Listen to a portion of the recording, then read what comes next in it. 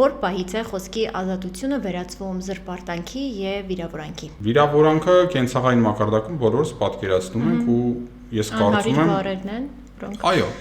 որոնք իրենցից մեծ իմաստ այդ պահին գուցե բառարանային ինչ-որ իմաստ ունեն, բայց այդ պահին, երբ որ դու հնչեցնում ես, ավելի շատ հենց նպատակ ունեն անձին նսեմացնելու։ Զրպարտությունը, որը մի քիչ ավելի հետաքրքիր է, ինքը էլի այդ նույն խոսքն է կամ այլ արտահայտչաձևերն են, որոնց միջոցով դու էլի հրապարակային ես խոսում, էլի նպատակ ունես թիրախավորելու անձին, նսեմացնելու պատիվը, արժանապատվությունը, բայց դու արտահայտում ես փաստացի տվյալներ։ Հետաքրքիրը այն է այս ինստիտուտի, որ ինքը ասում է դու կարաս դիմես դատարանը օգտվես սրա պաշտպանությունից, մենակ եթե ինքը հրապարակային է։ Իսկ որն է հրապարակային, այսինքն քանի մարդ պետքա տեսնի, որ ասես հրապարակային է։ Չկա ստանդարտ, քանի մարդ պետքա տեսնի, բայց ենթադրվում է, երբ որ դու դա անում ես օրինակ սոցիալական մեդիայում, անում ես